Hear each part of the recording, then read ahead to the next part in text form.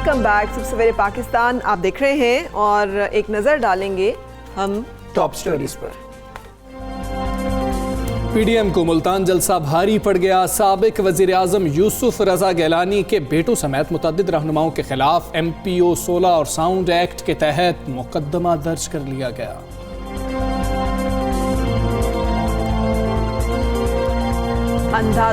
धुंध के दौरान एहतियात जरूरी, गाड़ी की रफ्तार आहिस्ता रखें और फॉग लाइट्स का इस्तेमाल करें। धुंध के दौरान ट्रैफिक हादसात की रोकथाम के लिए national highways and motorway police की आगाही मुहिम जारी। शौक का शौक और कारोबार का कारोबार। मुल्क के कई एक शहरों में फैंसी मुर्गियों की फार्मिंग का रुझान बढ़ रहा है। बेल्जियम, इटली, फ्रांस और यूरोप के मुख्तलिफ ममालिक से दरामद की गई मुर्गियों के चूजे भी चंद साल की मेहनत के बाद बड़ा मुनाफा दे सकते हैं।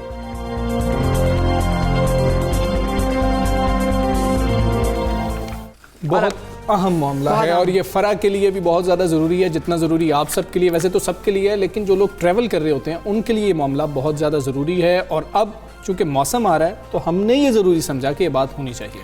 और जैसे मैंने ट्रैवल करना होता है हमजा, तो मैं तो हमेशा कुछ ट्रैवल एडवाइजरी पॉइंट्स है, जैसे ट्विटर है, फेसबुक पे है, आप वहाँ पे जाके नेशनल हाईवे एंड मोटरवेज के जो जिसे कहते हैं ट्रैवल अलर्ट्स, उनको ज़रूर देखें कि वहाँ पे वो क्या गाइड कर रहे हैं, कहाँ से खुला है, कहाँ से बंद है, कितना डेंस फॉग है, ट्रैवल एडवाइस कर रहे हैं या नहीं कर रहे।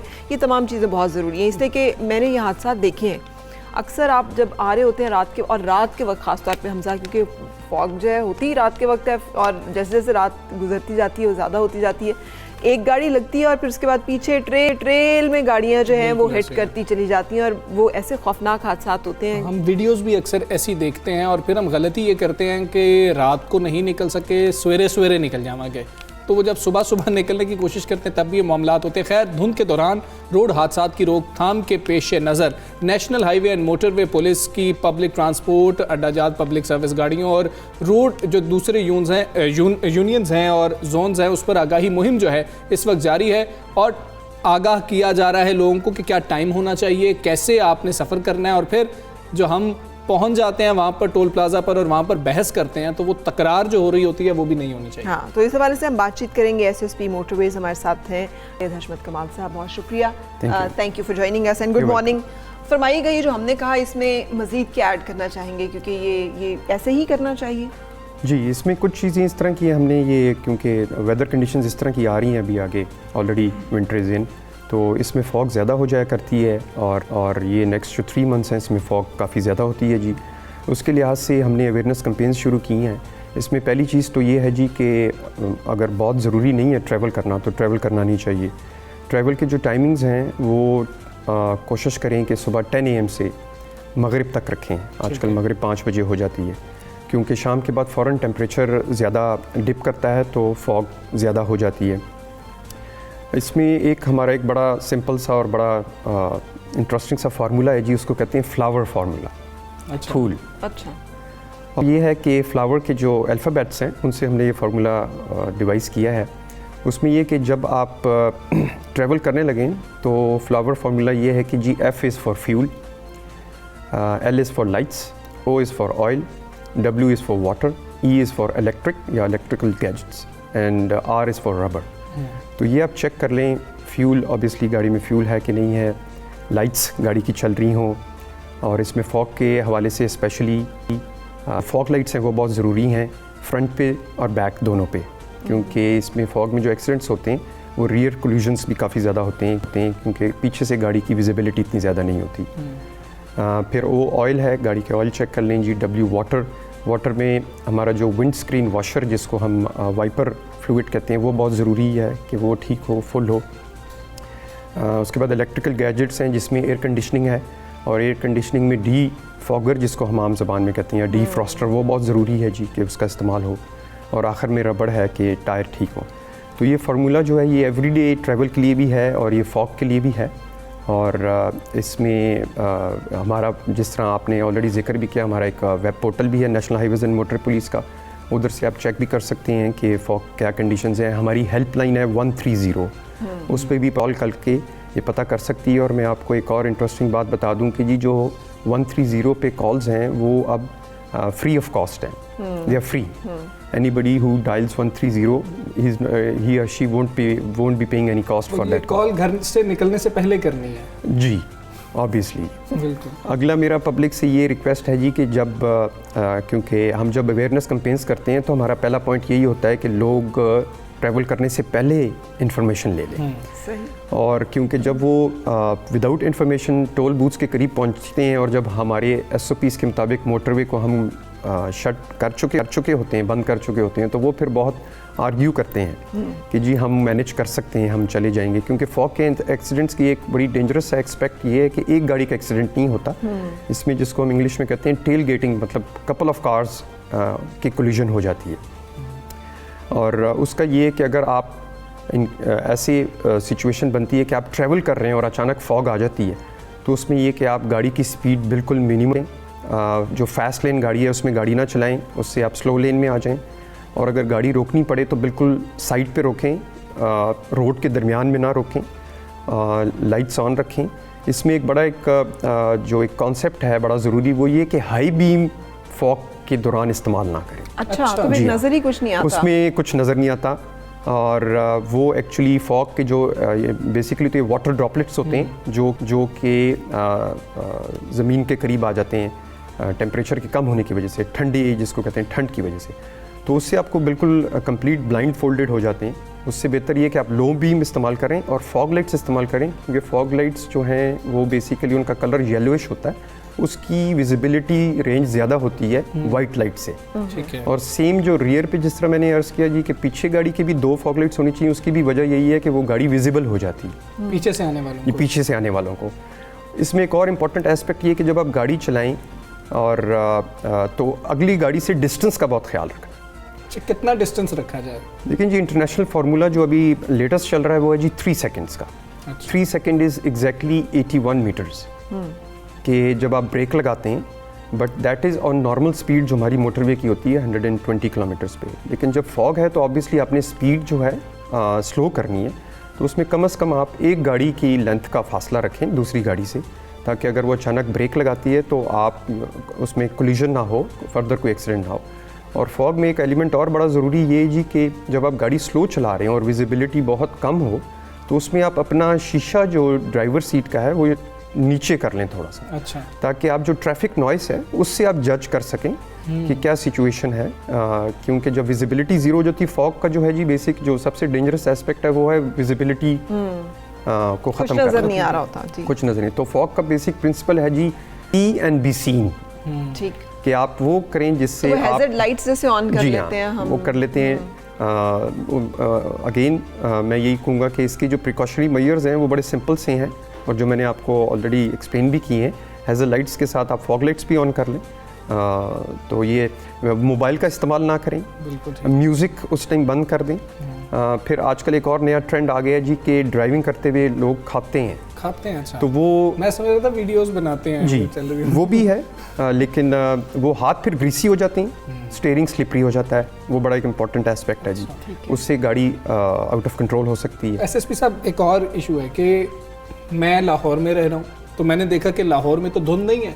मैंने मोटरवे पे ट्रैवल करने के लिए मैं चल पड़ा हूँ, लेकिन मोटरवे अक्सर हम ऐसे देखते हैं कि फलां से फलां मकाम तक के लिए बंद कर दी गई है, आगे जो है ना ऐसे बंद कर दी गई है. तो उसके लिए क्या करना चाहिए? अगर आपके शहर में धुंध नहीं भी है तब भी फ़ोन करके निकलना चाहिए?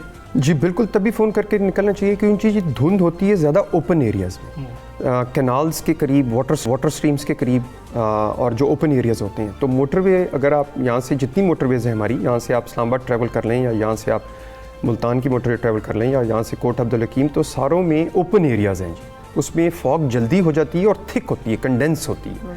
तो उसमें अगर आपके जिस जगह आप रह रहे हैं उधर अगर फॉग नहीं भी है, क्योंकि आपने ट्रैवल करना है और लॉन्ग ट्रैवल है, तो उसमें आप ज़रूर, जिस तरह आपने ऑलरेडी बताया भी, कि उसमें आप हेल्पलाइन को कॉल कर लें, उसके वेब पोर्टल पे चेक कर लें. और जो आपने सेकंड चीज़ जो आपने पॉइंट रेज़ किया कि जी मोटरवे के बीच में कोई सेक्शन होता है, तो उसमें फिर ये होता है कि हम उन गाड़ियों को वहाँ से एग्जिट करा देते हैं. अच्छा. क्योंकि जो मोटरवे है जी ये क्लोज्ड कैरेज वे का कॉन्सेप्ट है. तो इसके SOPs काफ़ी स्ट्रिक्ट हैं. तो वो फिर गाड़ियाँ जो हैं वो GT रोड के थ्रू बाकी अपना सफ़र कंटिन्यू करती हैं और वो ज्वाइन कर सकती हैं मोटरवे को, जहाँ से मोटरवे बाद में ओपन हो, जिधर के फॉग जिस जगह पे ना हो. अच्छा, खुदा ना खास्ता कोई इमरजेंसी सूरत हाल हो तो 130 पे कॉल करें, और क्या चीज़ें हैं जो कि साथ होनी चाहिए एक ड्राइवर के जब वो ट्रैवल कर रहा हो जी? मोटरवे? उसमें ये जी कि पहला जो आपका क्वेश्चन है जी, उसका आंसर यही है कि कोई खुदा ना खास्ता इमरजेंसी हो तो जो national highways and motorway police की हेल्पलाइन है 130, उस पर बिल्कुल कॉल करें जी, फ़ौरन इमीडिएटली। उसके अलावा जो आपका सेकंड क्वेश्चन है जी कि क्या चीज़ें होनी चाहिए ड्राइवर के पास, उसमें उसके पास एक वाटर बॉटल होनी चाहिए जी, जो कि इस्तेमाल के लिए काम आ सकती है। उसके अलावा उसकी जो मैंने आपको फ्लावर फार्मूला बताया वो बहुत ज़रूरी है जी, एवरीडे लाइफ में भी वो आप आदत बना लें, और it takes just 2 to 3 minutes to check all the things. ठीक है, बिल्कुल ठीक बहुत है। शुक्रिया। एसएसपी साहब बहुत शुक्रिया, ये जी। बहुत इंपॉर्टेंट चीज़ है क्योंकि बहुत सारे एक्सीडेंट्स तो होते हैं और लोगों का वक्त बहुत ज़्यादा ज़ाया होता है कि सड़क पे पहुंच जाते हैं, फिर पता लगता है कि सब कुछ बंद है, तो ऐसा नहीं होना चाहिए। और अब ये जो मैदानी इलाके हमारे हैं, ख़ासतौर पे जो लाहौर से जब हम चलते हैं, जिस तरह फ़रा कह रही थी कि पिंडी भटियां पे पहुंच के जो है ना, हमें समझ लगती है कि शायद हमने गलती तो आप नहीं कर कलर कहाँ से सॉल्ट रेंज से जैसे ही निकलें तो आप फॉग एरिया में एंटर हो जाते हैं। पीछे अगर फॉग नहीं भी होगी, यहाँ पे फॉग होगी, अब डिपेंड करता है कम होगी ज़्यादा होगी, और वहाँ से लेकर लाहौर तक इंतहाई डेंस फॉग जो है वो होती है। सो उसमें बहुत ज़रूरी है कि आइंदा आने वाले दिनों में एहतियात की जाए। और जैसे एसएसपी साहब हमें बता रहे थे ना, तो होता ये हमजा कि जब हम पुराने ज़माने में घोड़े पे बैठने लगते थे ना, जैन रखते थे उस पर, उसको चेक करते थे, हाथ फेरते थे, देखते थे कि वो फिट एंड फाइन है फॉर ट्रैवल। तो गाड़ी का भी इसी तरह से है कि जब उस पर बैठने लगे हैं तो आपने ज़रूर अपने गैजेट्स सारे चेक कर लेना, ब्रेक चेक कर लिया करें, लाइट चेक कर ली, ब्रेक चेक कर ली, टायर चेक कर लिया, ऑयल चेक कर लिया, फ्यूल चेक कर लिया, ये सारी चीज़ें चेक कर ली कि कम से कम आपने अपने तौर पे एहतियाती तदाबीर सारी करनी, फिर अल्लाह के हवाले। और फिर मोटरवे पे एक बोर्ड मुझे सबसे ज़्यादा पसंद है, देर से पहुंचना ना पहुंचने से बेहतर है। तो पहुंचना बहुत ज़रूरी होता है, लेकिन आपकी ज़िंदगी बहुत ज़्यादा ज़रूरी है। देर से पहुंच जाइएगा लेकिन पहुंचिए ज़रूर उस मकाम पर। हाँ, बिल्कुल सही। आगे बढ़ेंगे फरा, एक और अच्छी बात है जो हम शेयर करना चाह रहे हैं कि मुशीर तिजारत अब्दुल रज़ाक दाऊद ने कौम को एक अच्छी खबर सुनाई है। कहते हैं कि रवा साल नवंबर में पाकिस्तान की बरामदात में इजाफा हुआ है, और उन्होंने ट्वीट किया है ये, और उसमें उन्होंने बताया कि इस माह बरामदात $2 अरब से ज़्यादा हुई। मजमूई तौर पर गुज़िश्ता साल नवंबर के मुकाबले में इस नवंबर बरामदात 7.2% बढ़ी। उन्होंने ये कहा कि कोरोना वायरस की दूसरी लहर के बावजूद पाकिस्तान की बरामदात बढ़ना खुशाइंद है, और उधर हुकूमत टेक्सटाइल इंडस्ट्री के लिए मज़ीद इनकलाबी इकदाम करने की तैयारियां कर रही है, जो कि बहुत अच्छी बात है। और ज़राए ने यह भी बताया है कि हुकूमत 5 साला टेक्सटाइल पॉलिसी की इसी हफ्ते मंजूरी दे देगी, जिससे नई सरमायाकारी और लाखों लोगों को रोज़गार मिलेगा। और ये जो नई टेक्सटाइल पॉलिसी है, इसमें बरामदात का हदफ $20 अरब जो है वो मुख्तस किया जा रहा है, वो मुकर्रर किया जा रहा है, और पॉलिसी तमाम स्टेक होल्डर से मुशावरत के बाद तैयार की गई है, ये भी कहा जा रहा है। ये बड़ी जिसे कहना चाहिए मच अवेटेड टेक्सटाइल पॉलिसी थी। अभी ये जो एक बूम आया है दोबारा से टेक्सटाइल इंडस्ट्री में, जो बहुत सारे ऑर्डर्स मिले हैं, हमने आपके साथ शेयर भी किया, 92 न्यूज़ ने इस खबर को बहुत ज़्यादा शेयर किया मजदूर कम पड़ गए कि मजदूर कम पड़ गए। तो वो उस कॉन्टेक्स्ट में ये जो नया बहुत सारा दिया गया है, बहुत से मराद दी गई हैं, या टेक्सटाइल पॉलिसी जो है उसको रिलैक्स किया गया है, ये भी बड़ा अच्छी तरह से इम्पैक्ट करेगा ना सिर्फ टेक्सटाइल इंडस्ट्री को लेकिन और बहुत से। लेकिन हमजा पता होता है क्या, हम बिजली की कीमत में कमी कर देते हैं, हम गैस की कीमत में कमी कर देते हैं फैक्ट्रीज को, लेकिन जो हमारा खाम माल है, वो जो कपास है, वो जो ऐसे इंग्रेडिएंट्स हैं जो कि हमें चाहिए हैं फैब्रिक तैयार करने के लिए या टेक्सटाइल इंडस्ट्री को, वो हमें जब इंपोर्ट करने पड़ जाते हैं तो बात तो वहीं की वहीं आ जाती है। और कितनी बुरी बात है कि हमें कपास मंगवानी पड़ जाती है, कपास मंगवानी पड़ रही है। ये वैसी रेटरिक है कि हमें ज़राई मुल्क हैं और कपास की क्या पैदावार थी और अब हम मंगवा रहे हैं। और हमारे जो ये जो टेक्सटाइल वाले लोग थे ये रो रहे थे कि भाई हमारे पास कपास नहीं, ऑर्डर्स आ गए, धागा नहीं है, हम क्या करेंगे। ये एरियाज हैं जिन पे मुझे लगता है कि मजीद हमें काम करने की ज़रूरत है। हम बातचीत करेंगे इस हवाले से सदर Faisalabad chamber of commerce Ehtesham Javed से। गुड मॉर्निंग एहतशाम जावेद साहब, थैंक यू फॉर ज्वाइनिंग। फरमाइएगा, ये मुशीर तिजारत अब्दुल रज़ाक दाऊद साहब ने कहा है कि इस माह बरामदात $2 अरब से ज़्यादा बढ़ी हैं। बरामदात बढ़ने की क्या वजूहात हैं, आप उन बता सकेंगे हमें? बिस्मिल्लाहिर्रहमानिर्रहीम। देखें जी, सबसे पहले जिस तरह हमने पहले कहा कि हमें गवर्नमेंट की पॉलिसीज़ के तहत हम कंपेटिटिव हो चुके हैं रीजन के अंदर, तो हमें मज़ीद ऑर्डर्स मिले। एक तो स्मार्ट लॉकडाउन के समरात थे, दूसरा हमें एनर्जी के अंदर गवर्नमेंट ने बड़ा अच्छा रिलीफ दिया। अभी जो हमारे पास इंफॉर्मेशन आई है, एक हमारे पास ड्राफ्ट सा छोटा सा मिला है कि government is going to announce, हमें एक अलग बेंचमार्क जो हमारा हमेशा से रहा था कि कॉन्टीन्यूस लॉन्ग टर्म पॉलिसी दी जाए ताकि आपके इन्वेस्टर को, आपके इंडस्ट्रियलिस्ट को कॉन्फिडेंस बिल्ड हुआ जाए। तो अभी वो एक टेक्सटाइल पॉलिसी ड्राफ्ट तकरीबन हो चुकी है, आखिरी मरहले में, किसी भी लम्हे वो विजय आजम साहब से अप्रूवल के बाद ईसीसी के अंदर आ जाएगी। तो उसके अंदर जो उसकी कुछ सेलेंट फीचर्स हैं वो रियली अप्रिशिएटेबल हैं। अभी उसकी डिटेल्स तो नहीं मिली, लेकिन जो अभी हमने क्योंकि उसमें इनपुट ऑलरेडी भी सेंट आर इनपुट्स, तो उसके अंदर जो हमें महसूस हो रहा है कि उसमें ये चीज़ बड़ी डिस्कस की गई है कि हमारे जो रॉ मटेरियल्स हैं उनके ऊपर ड्यूटीज़ कम की जाएंगी। कॉटन जो कि हमारी बेसिक रॉ मटेरियल है उसकी इस दफ़ा 7 मिलियन बेल्स हैं, उसका टारगेट तकरीबन 20 मिलियन बेल्स का रख दिया गया है कि हमने वो अटेन करनी है। उसको ये रखने के लिए लाजमी तौर के ऊपर हमें किसान को सब्सिडाइज रेट देना पड़ेगा ताकि उसकी अट्रैक्टिव हो, वो कॉटन ज़्यादा काश्त करे। इसके साथ साथ हमें इस चीज़ की भी R&D करनी पड़ेगी कि जो कॉटन हम उगाएं उसका रेशा लंबा हो ताकि हम बेहतर थ्रेड बना सकें और बेहतर क्वालिटी बनाकर उसके अंदर हम इसको एक्सपोर्ट कर सकें। तो ये चंद तजावीज़ हैं, और इससे सबसे अच्छा जो इसका सेलेंट फीचर है जी, वो एनर्जी की प्राइस 7.5 सेंट और $6.5 ये for the period of 5 years अभी इसको करने जा रहे हैं। तो अगर ये हो जाती है तो मैं समझता हूँ कि पाकिस्तान की टेक्सटाइल इंडस्ट्री को वज़ीर-ए-आज़म पाकिस्तान जिस तरह कहते हैं कि 60s वाला बूम दोबारा मिल जाएगा जी। बिल्कुल ठीक है। एहतशाम साहब, ये फरमा दीजिएगा कि जो हदफ रखा जा रहा है बरामदात का, वो $20 अरब गालिबन रखा जा रहा है, अभी तक की तो खबरें यही हैं। क्या जो नई पॉलिसी आएगी टेक्सटाइल की, आप समझते हैं कि ये हदफ हम मुकम्मल कर पाएंगे? जी, जो मेरे पास अभी इंफॉर्मेशन है कि वो 2025 तक का हदफ 25.3 बिलियन और 2030 तक का हदफ हमने $50 बिलियन रख रहे हैं। तो देखें जी, अगर आप, इसमें कोई दूसरी दो राय नहीं है कि अगर गवर्नमेंट ऐसी इंडस्ट्री फ्रेंडली पॉलिसीज देगी जिसके अंदर इंडस्ट्री को काम करने के लिए मौके मिलेंगे, उसके लिक्विडिटी क्रंच नहीं आएगा, उसके रिफंड्स उसे टाइम पे मिलेंगे, वो रीजन के अंदर कंपेटिटिव होंगे, तो ना सिर्फ आप अपने हदफ हासिल कर लेंगे बल्कि आपकी ये energy basically source of employment है या इंजन ऑफ एम्प्लॉयमेंट है। तो इंशाल्लाह ताला आने वाले दिनों के अंदर यहाँ पर नौकरियाँ ही नौकरियाँ होंगी इंशाल्लाह। लेकिन एहतशाम साहब, ये फरमाइएगा, जैसे 60s के बूम की बात की गई, अभी पिछले दिनों एक रिपोर्ट आई है जिसने कहा है कि पाकिस्तान का जो ज़राअत सेक्टर है उसमें डिक्लाइन आया है 14.5%, यानी, और हमने देखा है कि कॉटन कपास का तो हमारे पास क्राइसिस आ गया। 2 क्राइसिस, एक तो कपास ने अपना पैदावारी हदफ पूरा नहीं किया, नंबर 2 जिसकी आप बात करें कि 60s में पाकिस्तान की कपास दुनिया में बेहतरीन कपास में काउंट होती थी, फिर उसके बाद हाइब्रिड बीज आया, फिर वो अमेरिकन सुंडी आई, फिर अब हमारी जो कपास है उसके मुकाबले में ग्रीक कपास जो कि आप इम्पोर्ट करते हैं उसको ज़्यादा तरजीह दी जाती है। जब तक हम अपनी इन चीज़ों को, रॉ मटेरियल्स को नहीं सस्ता और अर्जा करेंगे और ये रेडली अवेलेबल नहीं होंगे जिसका डायरेक्ट फ़ायदा हमारे ग्रोअर को भी हो, कपास को भी, किसान को भी हो, सब्सिडीज़ के ज़रिए से जो फिर पड़ता है लोड, वो तो ज़र मुबादला के ऊपर पड़ता है, आवाम के ऊपर पड़ता है। तो इसके ऊपर भी आप लोगों ने कभी बात की है और इसका भी कोई हल निकालने का गौर किया गया है?